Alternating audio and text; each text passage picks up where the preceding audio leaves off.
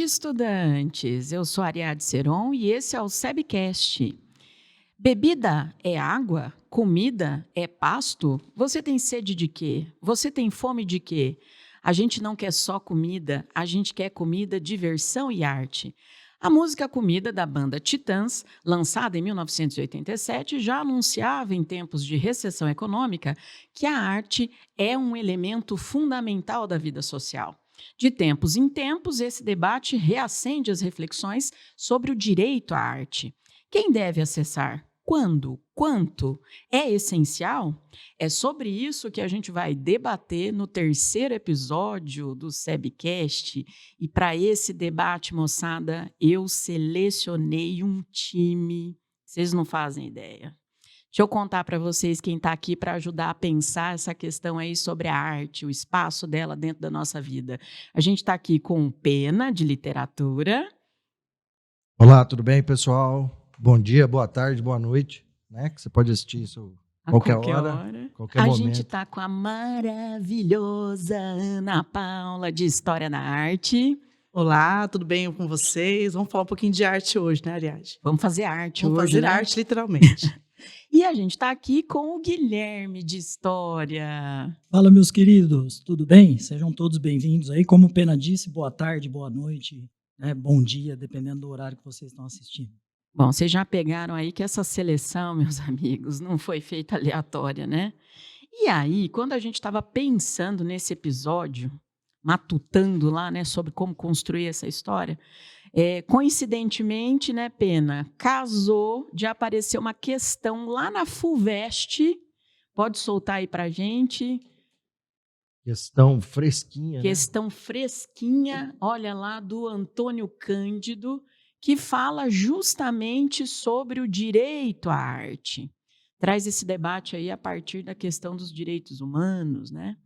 E aí, assim, né, para você que fica aí pensando, mas para que eu vou ouvir, né, esse podcast? Tem alguma finalidade? Vai me ajudar a passar no vestibular ou não? Pois é, olha aí, né? Parece que ajuda, né, Pena?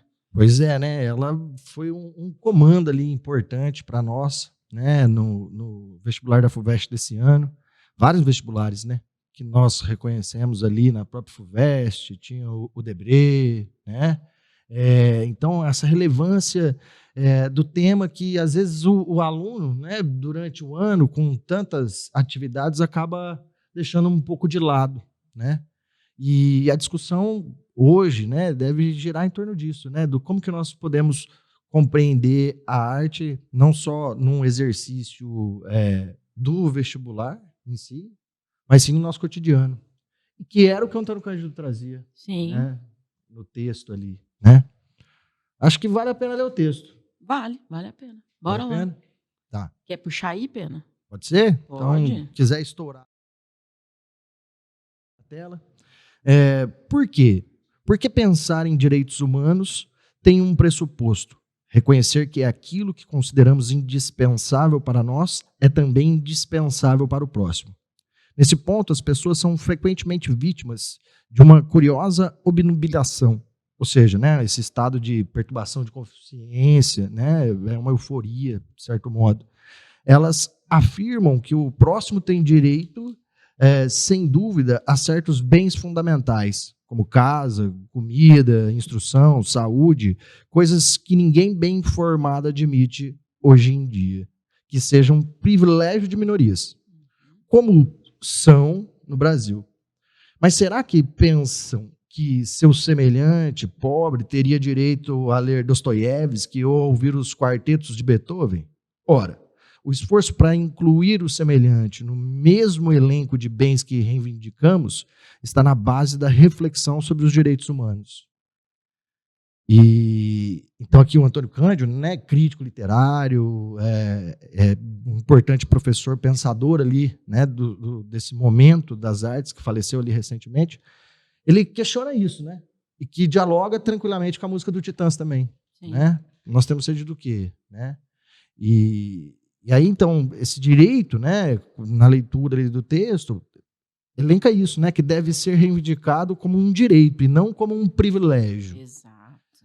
E aí nós vamos pensar agora numa discussão assim, qual é esse caminho que a arte, ao longo de um determinado tempo, né, construiu e constrói para nós, né? E é claro que nós vamos pensar um pouco sobre a história da arte e pensar que o homem, ele consome arte desde os seus momentos mais remotos. Desde o homem quando estava dentro de uma caverna, fazendo lá o seu desenho, que chamamos de arte rupestre, o homem mal sabia se comunicar, mal sabia, não sabia escrever, né, por isso pré-história. E nós vamos perceber que essa questão de fazer arte é tão do ser humano que nós não vamos encontrar animal nenhum querendo fazer isso. Por isso que nós temos que repensar a questão da arte. A arte, dentro de uma escola, ela não pode ser vista simplesmente como uma matéria que é menor do que a outra. Infelizmente, nós temos uma cultura muito complicada no nosso país, onde nós achamos isso perfumaria. Talvez isso venha lá dos nossos colonizadores, né, quando Dom João VI chegou aqui e instaurou as escolas de belas artes, onde poucos podiam acessar esse estudo, e só era considerado arte aquilo que era perfeito, aquilo que era uma fotografia. Lembrando que nós tivemos aqui um momento histórico chamado neoclassicismo. Sempre o Brasil vai estar atrasado, né? Nós vamos falar um pouquinho a respeito da questão da arte no Brasil, mas tudo que nós fazemos, para onde olhamos, onde nós estamos, a roupa que vestimos, tudo isso tem uma referência artística. Infelizmente, quando você é criança, é muito mais fácil você passar os seus sentimentos através de um desenho. Quando você se torna adulto, você acaba tendo alguma empatia com filmes que você acaba sendo um artista passivo e não ativo. Nossa, eu adoro aquela série, eu adoro assistir, ouvir uma música do grupo, enfim. Então, nós temos que começar a entender que a arte, ela não vem só na questão pedagógica, ela está na nossa vida, inclusive dentro da própria medicina, com a arte-terapia, onde nós vamos ver ali pessoas que estão em momentos, né, com conflitos psicológicos, e através da arte ela pode também se expressar. Então, você ter a arte como uma forma de direito, isso também vem um pouco, depois a gente vai discutir um pouco isso em questões de políticas públicas, né? Que o artista ele não deveria estar passando por momentos, né? Eu vejo pessoas aqui no semáforo, em Rio Preto, né? Nós temos uma cidade que já é bem grande, e essas pessoas deveriam estar ganhando dinheiro patrocinada pela própria cidade. Então, qual é o papel da arte? Então, essa é a nossa pergunta hoje, eu quero passar aqui aos meus amigos, e eu acho muito interessante, muito obrigada por isso. Eu acho que você está massageando meu ego. Eu sou apaixonada pela arte. Que bom. Fazer um gancho, Ari, que a professora Ana comentou, com relação à arte, né, enquanto uma produção humana, né? Vamos falar um pouquinho do valor renascentista, né? A arte ela é algo cultural e produzido pelos seres humanos. E voltando um pouquinho aqui para a questão do exercício, a questão técnica, jurídica, né? A FUVEST aborda aqui neste exercício, tá? Tacitamente, você tem aqui alguns artigos, tanto da Declaração dos Direitos Humanos, se você pegar o artigo 26 e 27, né? E também a Constituição Brasileira. A cultura, pessoal, a arte e a cultura, ela é equiparada pelo mundo jurídico à educação, e a educação é um direito social. Inclusive, já caiu no Enem charges a respeito de direito social. E ela é um direito, né? Não é um privilégio. Se você pegar a nossa Constituição, o artigo 215, ele vai falar que é dever do Estado não dirigir no sentido de controlar a produção, mas fomentar e incentivar a produção cultural. Então, ela não é um privilégio, é um direito que tem que fazer com que, né, as pessoas produzam essa arte de forma não alienada, né, para que elas tenham mais autonomia, maior produção cultural. É bem interessante essa questão também. Então, a gente percebe, né, moçada, que a pertinência desse debate aqui hoje é grande, né, porque a gente tem um hábito de colocar a cultura aí como se fosse, se der tempo, né, eu vou investir nisso, ou, né, o adolescente tem um péssimo hábito de não valorizar, né, a aula de história da arte, ou lá no ensino fundamental, né, que ainda tinha, né, o ensino de artes propriamente do mão na massa, né, e aí ele achava que aquilo era aula vaga, assim, é uma bobagem, né.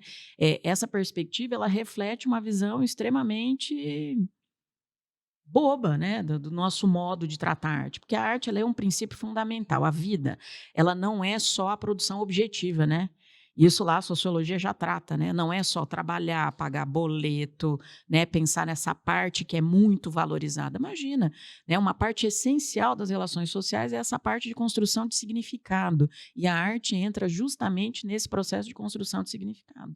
Certo autor falou assim, olha que Olha belas lá. palavras, hein? A arte existe porque a vida não Não basta. basta. É isso. Não basta. Então, isso é além das fronteiras, né, da vida. E é algo que nos preenche. Exato. Quem passa um dia sem ouvir uma música? Imagina, ninguém, né?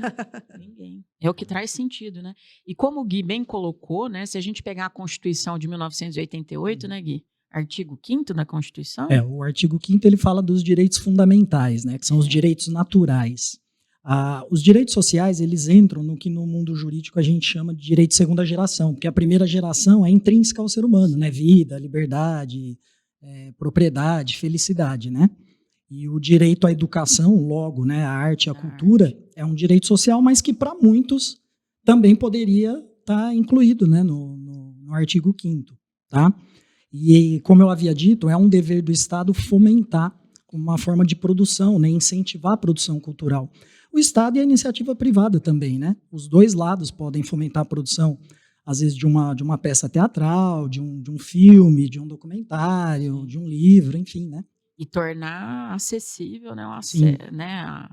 o consumo, né, dessa produção artística, né, que é uma dificuldade, né? Tem faltado aí políticas públicas para população acessar, né? Outro dia aí, né, o Enem trouxe, né, o debate sobre o cinema, né, que é uma expressão da arte. Mas aí, moçada, a gente precisava escolher um fio condutor para fazer essa conversa aqui, né? Porque é muita coisa, né? Daria para falar de pintura, daria para falar de dança, daria para falar de 360 mil coisas, né? E aí o que a gente escolheu, né? Como a gente tem um músico dentro da escola e todo mundo conhece, que é o Guilherme, né? E advogado. Cara profissional. Não é só Mas, embaixador, não, o só cara tem bacharel. múltiplas habilidades, né? Então a gente falou, vamos pegar como fio condutor a música, né? E aí o Gui vai falar um pouquinho sobre o movimento contracultural, tendo como fio condutor a questão da música. E aí, Gui, o que você tem para falar para a gente? Ari, eu vou falar um pouquinho, mais claro, dentro do meu universo do rock and roll, né? E quando a gente fala de rock and roll, não tem como não mencionar o passado, né? Principalmente a questão da escravidão, principalmente relacionado aos cotton belts, né, no sul dos Estados Unidos. Eu coloquei uma foto aí para vocês que mostra uma família, né, escrava no século XIX, ainda final do século XIX, no sul dos Estados Unidos. E o que isso tem a ver com o rock? O rock vem, né, ele é um estilo mais subversivo, ele é um estilo que propõe mudanças, né, num status quo, seja social, seja econômico, seja político, né? E o blues, ele vem lá da sua sementezinha, né? O rock and roll vem do blues, e o blues vem de uma música de lamento, né? Dos escravos nos cotton fields, né? Nos campos de algodão do sul dos Estados Unidos. Coloquei mais uma fotinha aqui, né? E mesmo com a abolição, né, da escravatura na emenda número 13 dos Estados Unidos, de 1865, continua, né? O racismo é estruturado nos Estados Unidos e continua sendo uma música seja de lamento, de protesto. E não só o blues, tá, pessoal? A música também, a country americana, também se você pegar, né, a música que seria o sertanejo deles, né? E também, pessoal, a música gospel, aqueles corais gospels, né, são interessantíssimos. Eu até coloquei uma imagem aqui, ó, exatamente, porque vem também de uma música de protesto, uma música religiosa também, uma música de lamento, né? E daqui partem grandes artistas, né, do blues, e que vão acabar chegando no rock and roll. Depois eu vou citar a origem do termo, né? Não a origem em si do termo, mas quando que começou a ser aplicada dentro do universo da música e do rock and roll.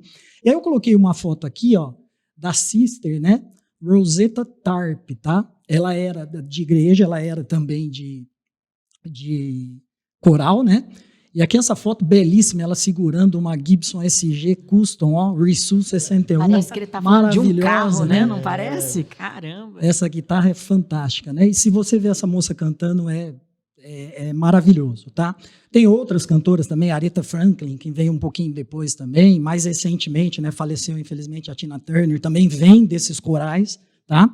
Muito interessante também. E, claro, aqui, né? Eu peguei um gancho de um dos ícones, eu sei que muita gente vai pensar em Elvis, mas antes dele tem um ícone importantíssimo, né? O Chuck Berry, que ele traz um elemento que vem da música de lamento, né? As músicas do blues nos Cotton Fields dos Estados Unidos era sempre pautada numa pergunta e numa resposta. Sempre alguém cantava algo e alguém respondia essa pergunta. E na música é assim também.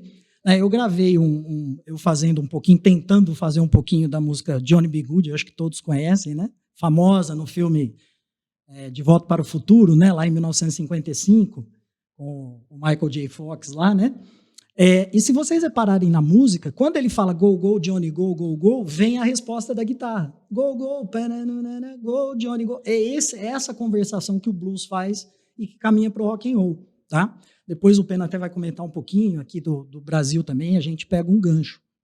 Então, é uma música que começa, né, na década de 50, 40, 50, alguns dizem que a base estaria lá na década de 20, 30, eu nem mencionei aqui Robert Johnson, que é considerado o primeiro, né, do blues, vem a história do Crossroads também, né, da encruzilhada, enfim. Ô Gui, vamos escutar você tocando? Se quiser colocar, não repara os erros não, tá? Ai, meu Deus. Foi uma gravaçãozinha...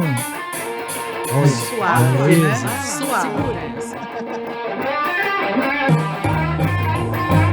Olha esse jeito daquela. Ó, repara, essa vai ser a resposta da guitarra, quando ele canta. Depois vem a resposta. Compartilhe com o amiguinho lá, fala assim, ó, olha o que tá falando aqui, ó.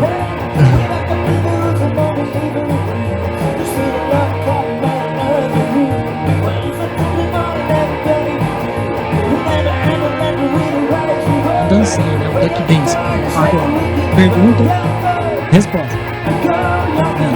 É um diálogo, né? É um diálogo. A guitarra é o interlocutor. Isso vem do blues, da música de lamento de protesto, que vem dos Cotton Fields.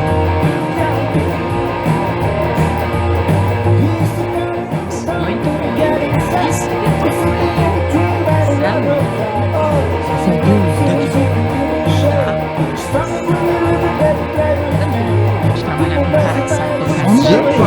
Demais, sempre. Né? Muitas habilidades para uma pessoa só. depois eu quero tocar.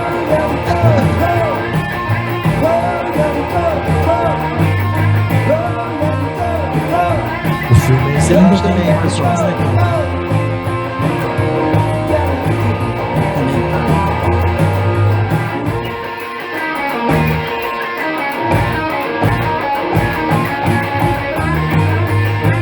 Esse podcast é uma bomba de repertório, né? Quem copia isso aqui ainda dança de si. Que dança.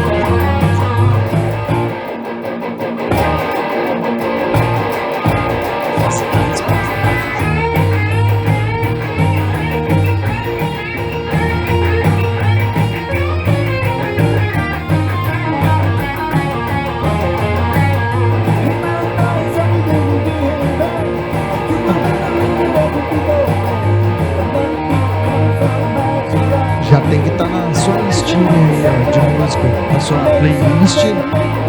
Já tem que adicionar aí, pessoal.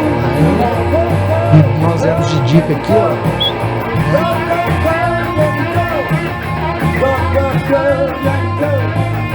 Só ficou resposta.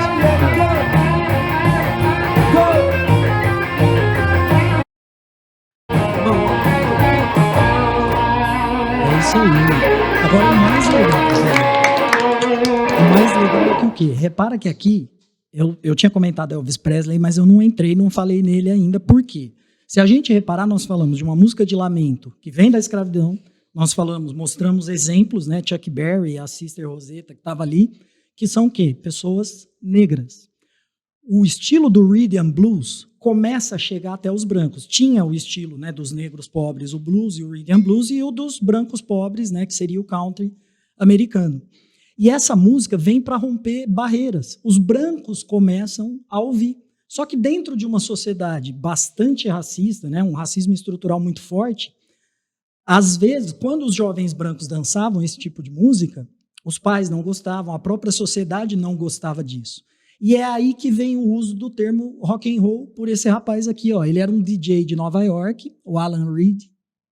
Cadê? Esse DJ, né, um disc jockey. O termo rock and roll tem vários significados, tá? Desde significado vamos extravasar, vamos, tá? Mas no cenário musical, melhor dizendo, representa o quê? Ao invés de falar o rhythm and blues, o blues ritmo, esse blues rítmico, né, esse blues dançante, que era visto por muitos como algo de Jim Crow, né, algo ainda ligado ao negro, né, dentro da sociedade racista, ele, ao invés de falar rhythm and blues, isso foi por volta de 1955, Processo 54, de exclusão mesmo. Isso.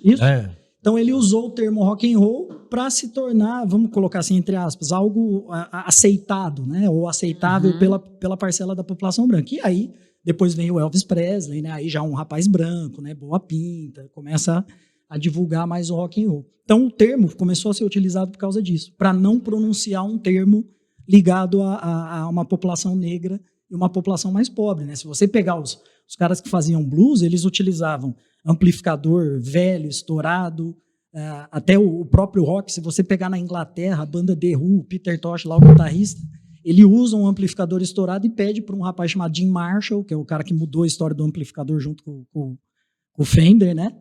E criou a distorção também. Então isso começa a trazer mais, vamos falar assim, subversividade dentro do cenário musical, e os jovens vão buscando, né? Isso sem comentar o ápice depois da década de 60, né? Com o Woodstock em 69, né? Todo um cenário de contracultura, né, Pena? Aí você pode pegar um gancho já. E essa questão, né, da contracultura, que também está dentro desse eixo qual nós pensamos, né? Que aparece para nós em diversas situações, né? Quando o Gui ali comentando, eu falei assim, pô, mas então eu vou entender como um processo também de exclusão, né? E é interessante entender isso, porque quando você pegar a palavra na essência, né? Um radicalzinho ali de contra, né? No sentido de negar, né? Essa cultura, uma cultura pré-existente, que eu posso dizer que tem quase um movimento também de uma apropriação, né? Já que vem de um grupo excluído, então eu vou apropriar e vou modificar, de certo modo, da minha forma, ou vou moldar ali de um conjunto de caminhos. Isso chama atenção porque, assim, quando nós pensamos no termo contracultura, na expressão contracultural, a ideia é o quê? Uma contrariedade a normas e padrões pré-estabelecidos. E nesse contexto, você vai pegar, né? O Gui vai ter muito mais propriedade para dizer do ponto de vista histórico, né? Mas você vinha alguns movimentos, né, que aconteciam contraculturais, que nós reconhecemos facilmente, né? Hoje, né, que é difundido ali, que vem de uma parte do rock, porque é importante também lembrar, né, que o rock ele vai ter ali N linhagens, digamos assim. Sim, né? Diversifica, né? Diversifica. E surge o movimento hippie, né, que vem com essa ideia, né, de negar esses valores pré-estabelecidos. Só que aí, dentro disso, você tinha um conjunto que era a geração beat, né, a geração beatnik. E você pega um autor, né, que é supremo da geração beatnik, que é o Allen Ginsberg, né? E que aí ele tem, de várias formas ali, ele tem algumas máximas, mas uma das discussões que ele trazia era justamente o que, ó, aí abrindo aspas para ele, né, que ele diz assim, né, quem controla a mídia, as imagens, controla a cultura.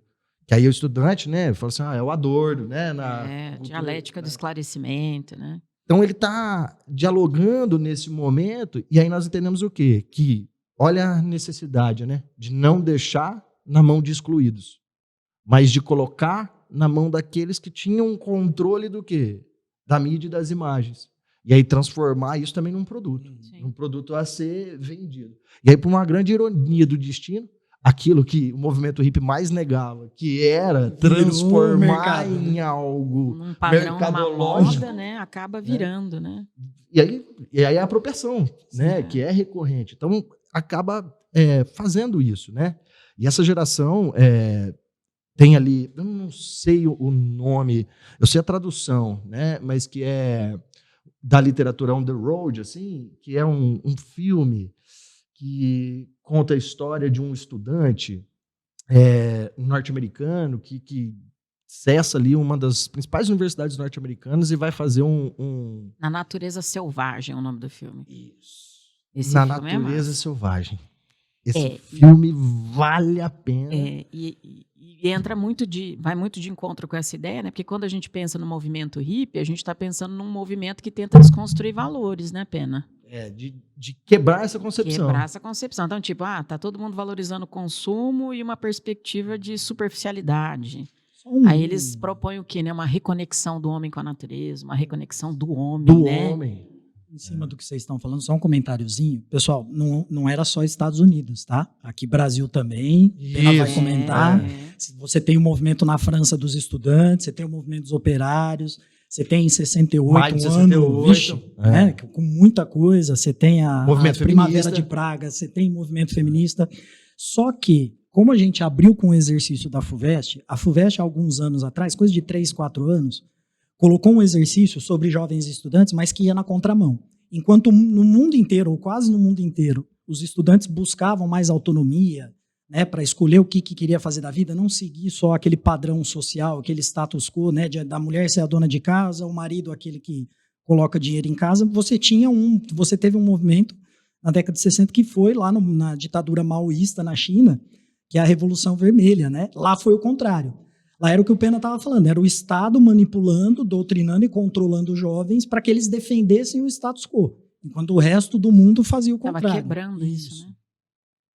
E esse filme é massa, né? Essa molecada não assistiu, vale a pena, hein, Pena? É o cara do Pearl Jam que faz a trilha sonora, uma trilha sonora... Isso. Ou o filme todo, uma trilha sonora assim, nossa, bacaníssimo. Porque ajuda a entender esse momento, né? E que ele não é um beatnik, mas ele busca um espírito existencial do beatnik, né? E aí isso reverbera no Brasil, né? Porque como que reverbera no Brasil? Reverbera porque o século XX, final do século XIX, começo do século XX, foi uma bomba no campo das artes, né? Como sempre, guerra é uma desgraça, sem dúvida, né? Mas traz uma efervescência cultural gigante para a humanidade. Há um desenvolvimento tecnológico, um desenvolvimento biomédico, né? Você pega, por exemplo, simples é a penicilina, né? Simples não é, né? Mas no sentido de que ele é significativo, de que esse período de guerras e entreguerras, ele vai gerar tudo isso, né? Aqui, né, só para marcar uma fotinha desse ícone da geração beatnik, né, que vale a pena, que é ele quem representa isso, né, nesse controle de mídia das imagens, controla ali a cultura, né? E aí pensar no final do século XIX, começo do século XX, um período depressivo econômico na Europa e o Brasil também, né, numa mudança, numa transformação significativa, na República Velha, constando ali, né, o ciclo do café e trazendo muito dinheiro para cá, e aí dialogando com o que a Ana coloca, né, que era uma arte de um caráter, uma cópia mal feita daquilo que estava acontecendo na Europa. Aí vai para a Europa, vê o que está acontecendo lá. Olha só como tudo demorava, né? Ia para a Europa, via o que estava acontecendo lá, quais eram, né, os movimentos artísticos, até chegar no Brasil, isso demorava muito. Então, o brasileiro sempre foi essa síndrome de vira-lata, né? Sempre achando que nossa cultura era inferior. E aí que surge a Semana de Arte Moderna, né? E por que é importante a gente falar sobre Semana de Arte Moderna? Para a gente falar um pouco sobre o que aconteceu na arte contemporânea, e vamos falar muito bem disso, vamos falar entre Guerra Fria, vamos falar de Guerra do Vietnã, né, que eu acho que faz parte também da nossa conversa, né? Nós vamos pensar do que a Semana de Arte Moderna foi um chute inicial, que também não agradou a todos. Artistas, né, desde Lazar Segal, que veio da Lituânia, houve um boom de imigrantes vindo aqui de 1870 a 1953. Nós tivemos ali a Revolução Russa, nós tivemos, na primeira metade do século XX, nós tivemos a formação do fascismo, do nazismo, nós tivemos ali a Primeira Guerra, né, que era chamada da Grande Guerra, né? Nunca ninguém imaginou que ia ter uma Segunda Guerra, né? Mais tarde, nós tivemos a Terceira Guerra Mundial, o mundo ficou polarizado, e como fica a arte nisso? A arte é um reflexo, a arte ela mostra o comportamento humano.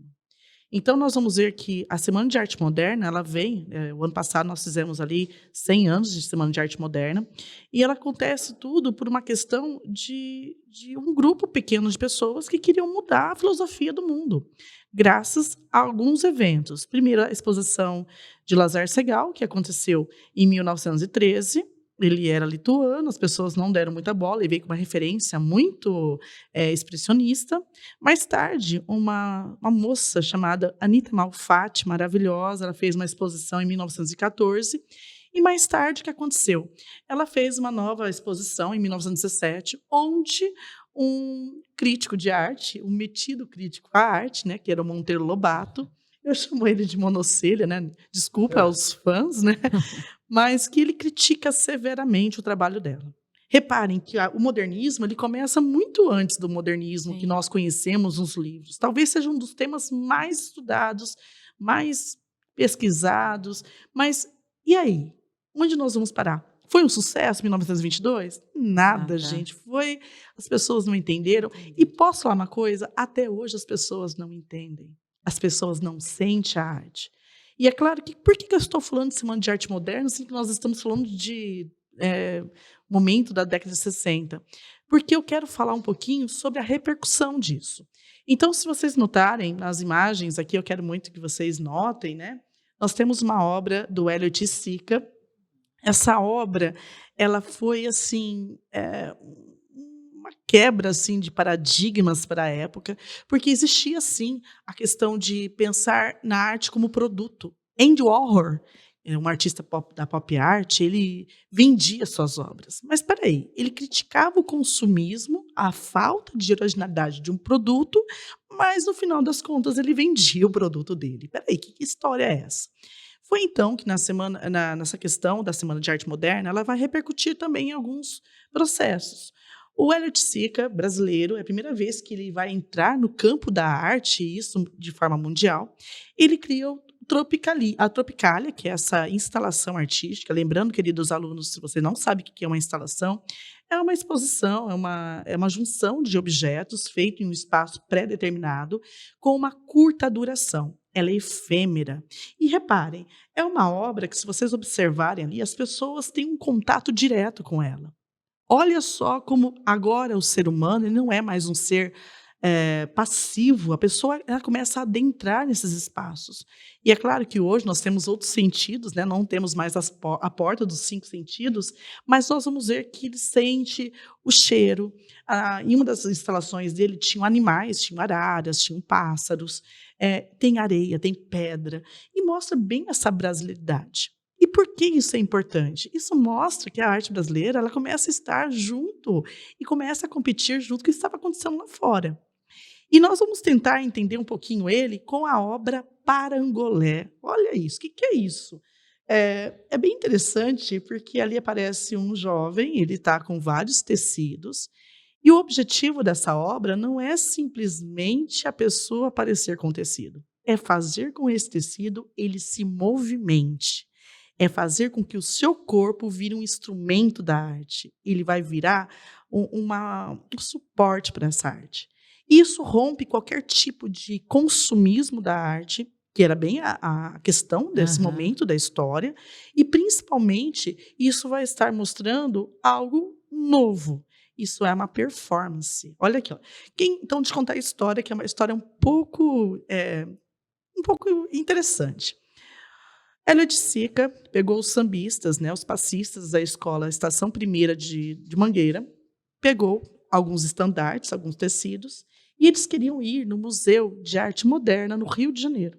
Era para eles adentrarem, era para eles curtirem, se movimentarem. Só que a galera lá do Museu de Arte Moderna não deixou ele entrar.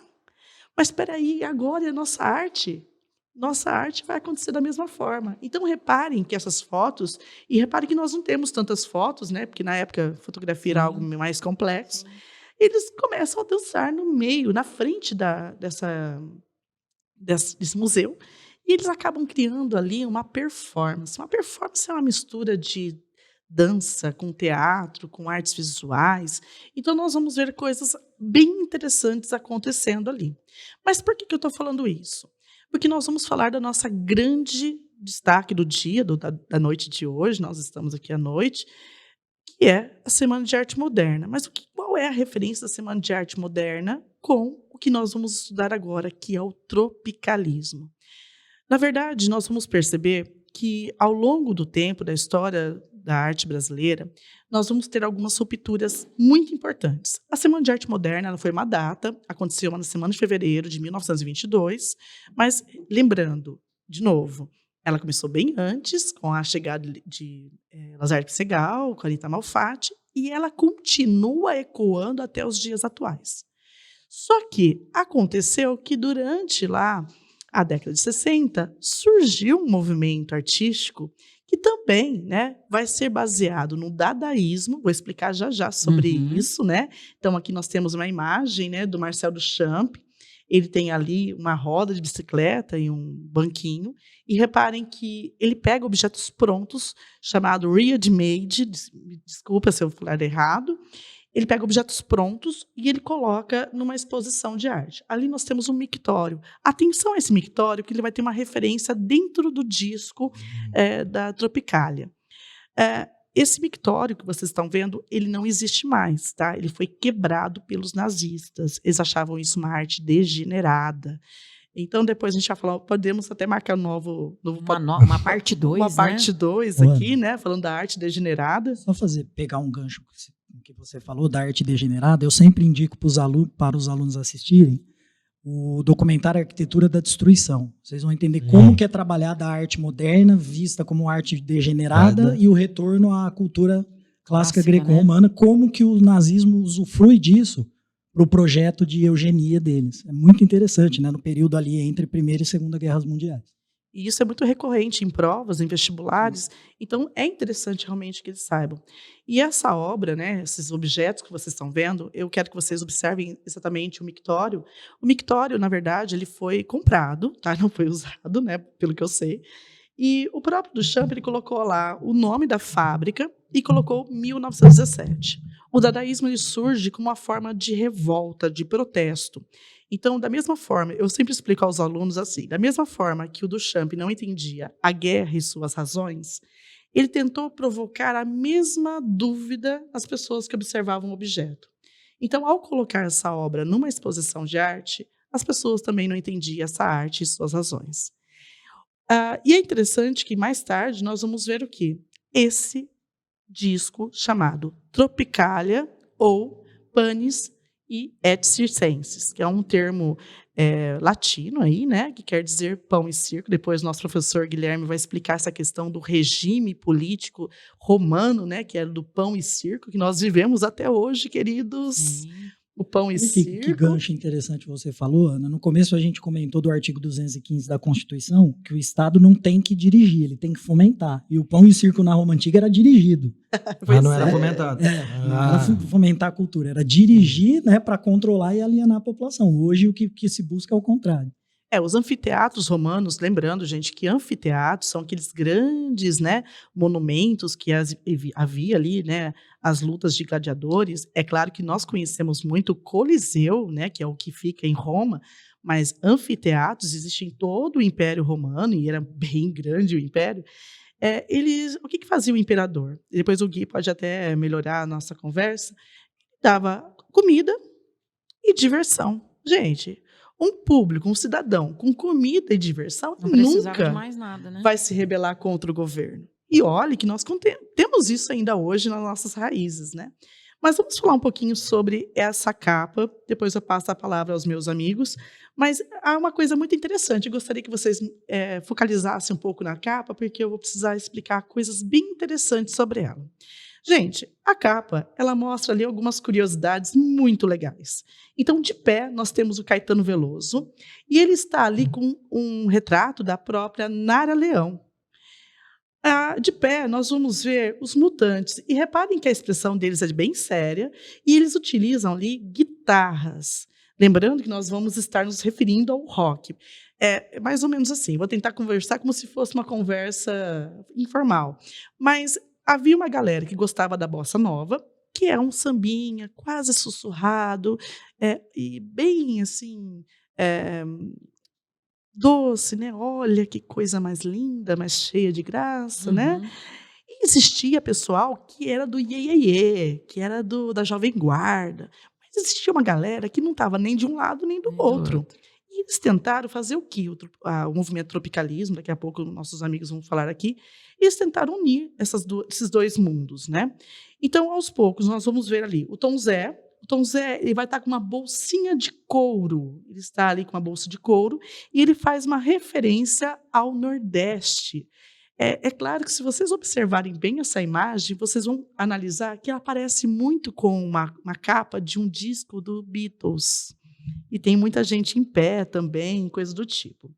Então, nós vamos ver os ritmos nordestinos. Por exemplo, os tocadores de pífaros, né, que aparecem na obra Tropicália, né, que é o nome da música. Sentadinho no banco, nós vamos ter aqui algumas pessoas, né? Vamos da esquerda para a direita, vocês vão observar aí o Rogério Dubrat, que é o responsável pelos arranjos, né, e pelo LP. Nós vamos ver também, de perninhas cruzadinhas ali, fazendo toda uma pose, né, o maestro, né, que ele vai segurar um penico. E olha só que interessante, parece que ele está tomando um chá nesse penico. Agora nós vamos analisar lembrando, né, que eu falei agora há pouco da fonte de Marcel Duchamp, ele faz uma referência ao dadaísmo. Olha só, olha a crítica que ele vai estar fazendo através desse mictório, né? Aos poucos nós vamos ver ali a Gal Costa, ela vai estar toda recatada, né? Uma jovem muito ali, né? Com as perninhas e as mãozinhas juntas, né? Mostrando aquela pessoa do interior do país, aquela pessoa, né? Que acredita ainda que tudo é verdade, né? Que naquela época não existia internet, né? Mas existia televisão, existia também as emissoras de rádio. O Torquato Neto, né, ele aparece com uma boina, e aí nós vamos ter uma referência muito histórica, né, porque ele relaciona essa boina com uma manifestação que teve em 68 na França. E olhem só, nós estamos falando de um grupo que não era simplesmente um bando de loucos querendo cantar músicas sem pé nem cabeça. Eles têm toda uma cultura. E o nosso grande Gilberto Gil, na frente de todo mundo, ele vai estar ali com um traje mais oriental, né, onde ele faz uma referência ao movimento hippie. Então, nós vamos perceber que a própria capa do disco, ele é uma história viva, é uma interpretação. E por que não cair isso no vestibular? Sim, né? sim.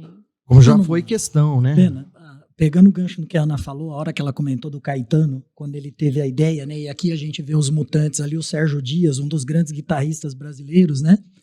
O Caetano foi vaiado quando colocou uma guitarra elétrica no palco, um guitarrista, um americano cantando, né? E aqui a gente pode fazer uma alusão ao movimento antropofágico lá de 22, né? Isso. Pegar o que tem de interessante fora, né? Deglutir e aproveitar, né? Misturar com a cultura nacional. Então a gente vê bem isso na Tropicália também. Porque o tropicalismo, quando nós pensamos como concepção artística, né? Você tinha no modernismo, por isso que a Ana trouxe o recorte ali do movimento modernista da Semana de Arte Moderna. O manifesto antropofágico era justamente essa ideia. Depois, a própria Tarsila retrata a antropofagia, né? Que era reconhecer essas manifestações artísticas estrangeiras e produzir algo que fosse genuinamente o quê? Nacional. E aí o movimento tropicalista ele faz essa pegada, no sentido do quê? Reconhecer esses movimentos contraculturais, principalmente os estadunidenses ali, né? Do movimento hippie, do rock and roll, e colocar elementos genuinamente brasileiros. Com uma pitada contra a política da época. Isso, porque dentro desse contexto, e aí é interessante no que a Ana colocou, né? Porque quando nós pensamos, você tinha Bossa Nova. A Bossa Nova era, né, Vinícius de Moraes, Tom Jobim, entre outros, mas estava lá, né, musiquinha, né? Vai minha tristeza e diz a ela que sem ela não pode ser, né? Ou seja, você tinha... ou a Garota de Ipanema, né? Quando você pensa como um retrato, né? Como se o Brasil fosse aquilo ali. Mas, na verdade, nós estávamos no início da ditadura militar, com os atos inconstitucionais ali acontecendo, e aí esse grupo, ele surge e fala, peraí, nós precisamos romper com essas formas tradicionais de arte. E com toda essa efervescência que estava presente, o movimento tropicalista ele faz justamente essa ideia, ele constrói essa concepção, que era reconhecer essas. Musicalmente, isso é muito interessante. Algumas coisas que vocês precisam seguir aí. Depois, se der para fazer uma legenda, inclusive, de deixar assim no final do vídeo, né? Essas indicações as quais nós teremos. Na verdade vai estar aí no final do vídeo, né? Um linkzinho, né? Dos filmes os quais nós indicamos, Sim, sim. né? Dos álbuns os quais nós também indicamos. E reconhecer o álbum, né? Musicalmente, guitarra elétrica e um berimbau, por exemplo. Essa mescla desses elementos musicais, né? E, ao mesmo tempo, numa canção de protesto, né? Porque você tinha o processo da canção de protesto, que é a característica do movimento tropicalista. E o Caetano, o Gilberto Gil, eles estão presentes hoje ainda, né? Fazendo e se reinventando dentro do próprio movimento tropicalista. E o Tom Zé, ele é um exímio músico, né? Estudioso erudito, né? De música. E ele faz essa mescla, essa profusão de sentidos, eles, né, constroem isso de um modo coletivo. Que aí é importante reconhecer essa coletividade no campo das artes. Olha que interessante também, ó, contextualizando. Eu sempre falo para os alunos, né? Pegou um exercício, uma imagem, uma charge, contextualiza. Olha o que está escrito ali na capa do disco, né? Julho de 68. Esse período, pessoal, já tinha acontecido passeata dos 100 mil, né? Um pouco antes, o assassinato do Edson Luiz, a tentativa de formação da Frente Ampla, ou seja, os movimentos de oposição ao regime militar estavam crescendo, né? Inclusive, a Frente Ampla tinha o Carlos Lacerda, que foi um dos apoiadores do golpe civil-militar de 64, e foi cassado depois. Foi um senador cassado. E depois nós vamos ter, né, a resposta em dezembro de 68 com o ato institucional número 5, que é aquele que retira, né, o direito de defesa que a gente tem contra uma prisão arbitrária e injusta. Injusta no sentido da lei, tá? No sentido formal, que é o direito do habeas corpus, né? Aí entra o começo da nossa conversa, direito à arte. Uhum. A arte, gente, é liberdade de expressão e nós temos que saber desfrutar dela. É uma manifestação ligada à identidade, à criatividade e à imaginação. E é nesse momento que tudo vai à terra. E aí, gente, já precisa começar a caminhar para a finalização acabar, aí desse isso. bate-papo aí. E aí me parece, né, Pena, pelo que a gente constatou até aqui, né, Ana, Guilherme, né, que a Tropicália aí vai trazendo para a gente várias referências, né, um pé no chão, uma interpretação aí sobre esse Brasil, né, vivendo dentro de um contexto de recessão, de limitação das liberdades, mas ao mesmo tempo ali uma busca, né, pela identidade do que é ser brasileiro, dessa brasilidade, né, e aí essa capa aí do disco, né, mostra muito bem essa mistura do que é ser o brasileiro, né, a própria música do Caetano, né, Tropicália, ela é uma viagem por diferentes regiões do Brasil e diferentes perspectivas políticas, econômicas e sociais. Mas assim, né, para a gente já caminhar para o encerramento, se a gente trouxer para esse debate, né, um movimento cinematográfico que surge nesse momento, ele também vem para desconstruir essa noção idealizada, né, dessa sociedade perfeita, que é um pouco o que a Bossa Nova traz, né?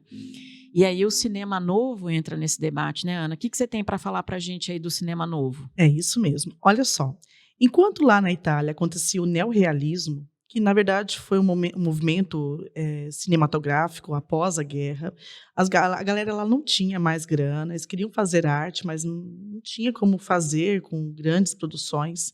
Eles começaram a fazer filmes simples, contando a história corriqueira das pessoas. Acontece que no Brasil nós tínhamos ali o estúdio Vera Cruz. Vera Cruz e os estúdios de Hollywood estavam ali, ó. Era muito bom, a produção era maravilhosa, só que no Brasil nós não temos esse incentivo como existia lá nos Estados Unidos. Então, infelizmente, o estúdio Vera Cruz, ainda na década de 50, ele acaba morrendo, vamos dizer assim. Porém, um homem chamado Glauber Rocha, vamos falar um pouquinho dele, ele tinha uma ideia assim, fundamental. Olha só a frase dele: uma câmera na mão e uma ideia na cabeça. Gente, imagina só, década de 60, muitas coisas acontecendo em questões sociais, políticas, né, principalmente com a própria ditadura. E agora nós vamos ver que esses cineastas eles vão tentar buscar a realidade do Brasil. É um tapa na cara da sociedade. As pessoas não estavam prontas para isso e muito menos o poder, né, quem estava ali nos guardando também, não. Então, o que eles fazem? Eles pegam uma ideia, vão até as periferias das casas, pegam pessoas que nem tinham nenhum curso de teatro, nada disso, são pessoas cruas mesmo, porque ele queria mostrar a essência da pessoa, ele queria mostrar a originalidade, e ele começa ali a fazer filmes com temas de pobreza, desigualdade social, violência, a luta pelo povo, né? E nós vamos perceber que isso vai ser algo que vai repercutir em alguns filmes, como, por exemplo, Deus e Diabo na Terra do Sol, que, na verdade, fala sobre um vaqueiro chamado Manuel, que ele vai ser contra um coronel, né? E vai estar ali, né, arrumando brigas e conflitos. A outro filme muito importante é Vidas Secas, que conta a história de... Nossa, maravilhoso, né? Que conta a história dos retirantes. Eu acho interessante que durante o conto, né, a própria escrita, a cachorra tem nome, os filhos não têm, mas a cachorrinha, a baleia, tem nome, né? Terra em Transe, essa é muito interessante porque, olha só, eles não podiam falar abertamente sobre algumas questões, né, porque existia pessoas observando. Então, eles contam uma história fictícia em um lugar chamado República de Eldorado, e eles têm ali um protagonista que vai ser um poeta e também um jornalista, e que ele vai se envolver ali com a questão política. E é claro, gente, o que vai acontecer depois do Cinema Novo? O Cinema Novo ele vai buscar ali alguns grandes cineastas, dentre eles Glauber Rocha, maravilhoso, Nelson Pereira dos Santos e Cacá Diegues, né? Só que o que acontece após isso? Esse tipo de filme acabava trazendo às pessoas um pensamento muito crítico, e isso não era bom para um regime como nós tínhamos. Então, volta a Embra Filmes. A Embra Filmes era um conjunto de filmes que eram baseados, né? Quem financiava, quem eram os mecenas, eram a própria ditadura. E eles começam aqueles filmes chamados pornô chanchada. As chanchadas eram filmes que aconteciam ali na década de 20, né, que sempre com um fundo ali de teatro de revistas, que eram filmes engraçadinhos, musicais, mas agora o que vai acontecer? Vai acontecer que esses pornô chanchadas, elas vão ter ali uma ligação muito forte com a cultura e as novelas que até hoje passam aí em algumas emissoras. São filmes com caráter engraçado, Com duplo sentido. E sensual. Dona Flor e seus 2 maridos. E nós vamos ver que essa parte do cinema brasileiro ele vai estar muito estagnado, vai parar, haverá um momento na década de 90 que isso vai parar totalmente, nós vamos ter o Collor, né? Enfim, e só vai ter depois uma recuperação. Aí sim nós vamos ter grandes filmes, com Ancine, por exemplo. É claro que nós poderíamos falar um monte sobre essa questão de filmes, que vamos ter grandes obras, né? Como, por exemplo, Tropa de Elite, né? Maravilhoso. E o próprio Cidade de Deus, que resgata um pouco dessa questão de trazer, né, pessoas da própria comunidade para encenar os personagens. Maravilhoso. Né? Um bom E exemplo. adaptado do Paulo Lins, né? Assim, foi uma adaptação, né, da obra do Paulo Lins. Sim, né, sim. E isso é interessante também, porque depois aí agora, né, puxando um pouquinho para cá, mas assim, pensando que muito da literatura contemporânea, ela passou a ser a dialogar com o cinema, né, no sentido de adaptabilidade. Essa expressão, isso é um reflexo do cinema novo, isso é uma consequência do cinema novo. Tanto é que aí agora pensando assim, o aluno vira, né? O aluno pode estar pensando, o estudante está pensando, mas onde eu encontro isso? Você tem vestibulares hoje. A UFO, por exemplo, ela coloca como leitura obrigatória o Bacurau, de 2019, dentro das obras. Né? E o Bacurau, ele é um desdobramento, o Kleber Mendonça e o Juliano Dornelles, que são os diretores, eles delimitam isso. Eles falam assim, aqui eu tenho uma influência, né? Cinematograficamente, tem uma influência do cinema novo. E aí, quando nós pensamos nisso, de novo, o que o Gui pontuou sobre a questão antropofágica, está lá atrás. Que é, na verdade, sempre essa arte brasileira buscando um processo de identidade, se recriando com elementos genuinamente nacionais. Dentro, que isso é importantíssimo, o aluno, o estudante e nós, indivíduos, cidadãos, compreendermos que são produções artísticas dentro de um determinado contexto. E aí vale, né, pensar, por exemplo, que o Bacurau, ele traz bem essa linguagem do cinema novo porque traz uma linguagem incômoda, né? O quanto que é incômodo assistir a narrativa, né? Dos próprios personagens serem membros também das comunidades, que nós acabamos de ver que isso se repete. É no cinema novo, é no Cidade de Deus, né? E depois, agora, recente, estou pensando no Bacurau recente, né? Porque nós estamos falando de um filme de 2019, dessa construção. Então, esse processo de recriação, ou seja, a arte, que eu acho que é a ideia desse podcast, né? É você compreender que a arte ela é um direito, né? Que deve ser compartilhado para todo e qualquer cidadão, independente de grupo, de condição social e assim sucessivamente, né? Que ela deve ser um direito e um acesso a todos. Ainda que, hoje, né, nós temos uma série de fomentos, só que aí volta, é o Estado, né? Agora estou pensando como agente, numa proposta de redação, de repente, né? O aluno pensar quais agentes, né?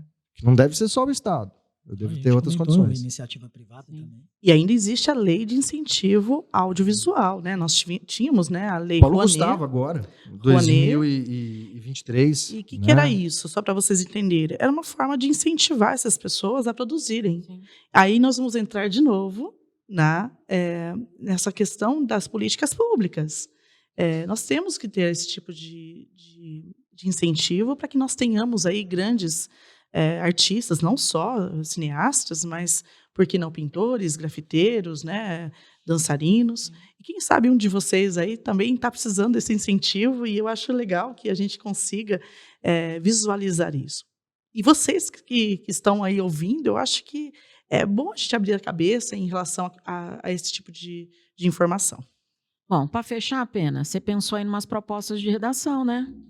Pois Vai que, né? Vai que, né? Vai que. A FUVEST recentemente ela apresentou para nós, né, questões relacionadas à questão do stand-up, da questão cômica, né?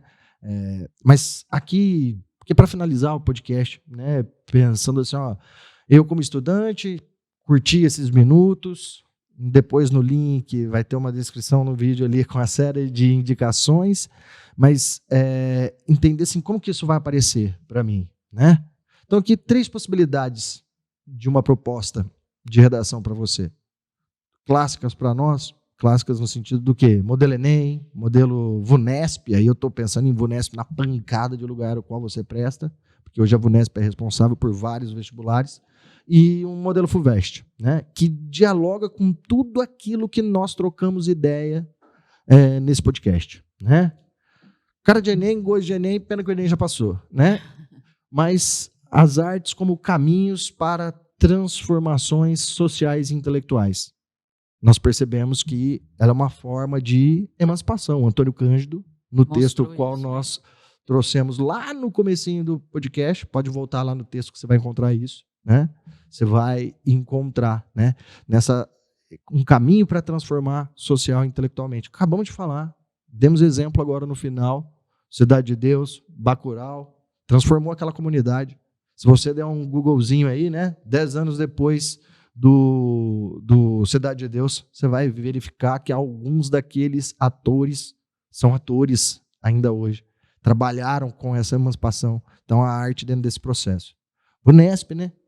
As transformações artísticas entre a rebeldia e a consolidação da cultura de massa, que nós pensamos no Adorno, né?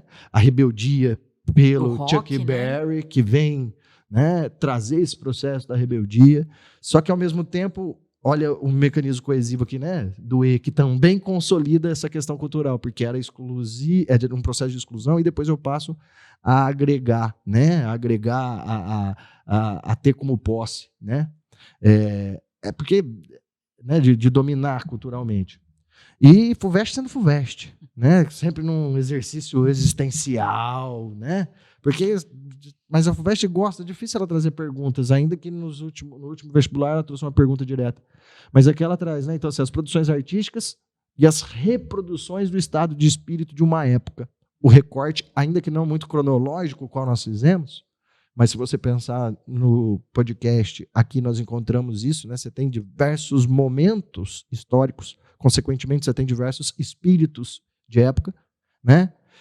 Produzindo artisticamente, aqui o Marcel Duchamp, ou outros, né? O Chuck Berry, né? O processo dos negros ali nos belts, né?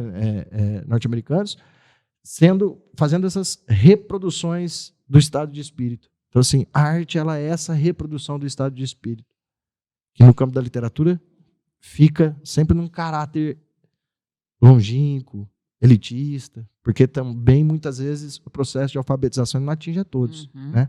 Mas aqui não. E aí é pensar a arte no seu conjunto, que eu acho que é essa discussão que o podcast quer sugerir para você como estudante. Né? Pô, estou escutando tal som que o meu amigo aqui indicou. Pô, por que será que eu estou escutando esse som? De onde veio esse som? Quem está produzindo esse som? Quem está reproduzindo? Você é um reprodutor, mas quem está produzindo isso? Vai lá, busca. Às vezes tem uma galera atrás disso. Às vezes não. Tem uma galera atrás disso que está gerando uma economia, né, uma condição social e ampliando pensamento e prazeres ali para todo mundo. Bom, gente, esse bate-papo aí foi de altíssima qualidade. E aí, assim, né, de um podcast a gente quase não, né? Demos uma aula, né? Caramba. Ó, então você, estudante que gostou desse bate-papo, curte, indica e compartilha com os amiguinhos. E aguardem aí, hein, que o próximo episódio nós vamos falar sobre games. Você acha que games é bobagem? É só o universo do entretenimento, serve para coisa nenhuma? Aguardem. Não vou nem dizer quem que vem aqui para bater esse papo sobre games. Esperem aí, hein? Até mais, pessoal. Valeu, hein? Até mais, galera. Até mais, galera. Até mais. Tudo bom, meus Tchau. queridos? Tchau.